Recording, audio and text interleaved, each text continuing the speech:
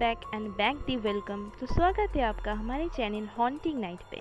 तो बिना वक्त को ज़ाया किए शुरू करते हैं आज के एक्सप्लेनेशन। दोस्तों, आज की ये स्टोरी एक हिस्टोरिकल ड्रामा है जिसमें एक रानी जिसका नाम एनी है उसको दिखाया गया है। उसके साथ में उसकी एक असिस्टेंट जिसका नाम लेडी सारा और उसकी कज़न सिस्टर एबिगेल को दिखाया गया है। और स्टोरी इन तीनों के बीच में ही घूमने वाली है और ये तीनों ही लेस्बियन है। तो देखेंगे आज की स्टोरी में क्या होने वाला है। मूवी की स्टार्टिंग 1708 ब्रिटेन और फ्रांस के बीच युद्ध दिखाया जा रहा है और उस समय राज्य का कार्यभार संभालती है, लेकिन फिजिकली इलनेस की वजह से उनका इंटरेस्ट राज्य के कार्य में बहुत ही कम हो गया है और वो कुछ और ही चीज़ों में इंटरेस्ट लेने लगी है, जैसे कि डक के साथ में समय स्पेंड करना, खरगोशों की रेस जो उनकी खोए हुए संतान को रिप्रेजेंट करता है, उसकी असिस्टेंट जिसका नाम होता है सारा जो कि एनी की भरोसेमंद सलाहकार है। वो देश का कारोबार बहुत ही अच्छे से संभालती है, बहुत ही अच्छे से शासन करती है, जिसकी चालाकी को रॉबर्ट हर्ले पहचान जाता है क्योंकि वो पूरे राज्य पर रूल करना चाहती थी। रॉबर्ट हर्ले एक जमींदार के रूप में युद्ध के फंड के लिए प्रॉपर्टी टैक्स को डबल करने का ऑफर के अगेंस्ट स्टेटमेंट देता है। उसी दौरान एबिगेल काम के तलाश में वहाँ आती है जो कि सारा की यंग कज़न थी, जिसके फादर ने अपने बेटी एबिगेल को एक जर्मन आदमी से जुए में हार चुका है। मतलब दोस्तों, एबिगेल के फादर ने उसको जर्मन आदमी को दे दिया था।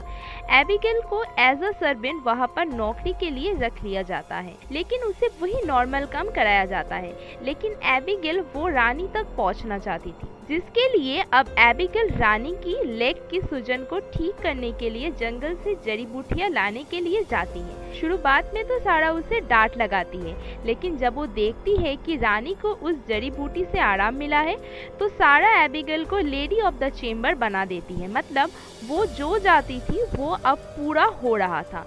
तब हार्ले एबिगेल के पास आता है कि वो उसका यूज कर सके एज अ सीक्रेट इन्फॉर्मर।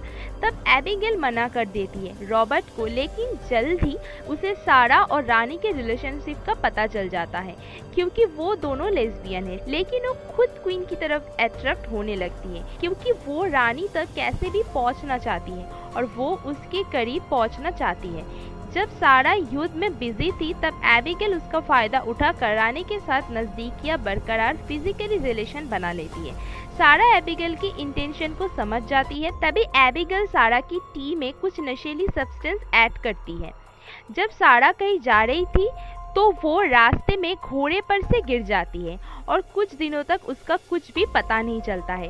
तब एनी को लगता है कि सारा उसे छोड़कर जा चुकी है और अब वो एबिगेल के नज़दीक होने लगी है और वो एबिगेल को सैमुएल से शादी करने के लिए भी परमिशन दे देती है, और जो कि एनी के राज्य में ही एक वर्नस है और अब एबिगेल को भी एक वर्नस का दर्जा मिल जाता है। वही कुछ दिन बाद सारा राज्य में वापस आती है। एनी को एबिगेल को राज्य से निकालने का बोलती है और कहती है वरना वो एनी और खुद के रिलेशन का खुलासा कर देगी। की वजह से एनी और सारा के रिलेशन में मेन प्रॉब्लम स्टार्ट हो जाती है, जबकि सारा को रिग्रेट हो रहा था।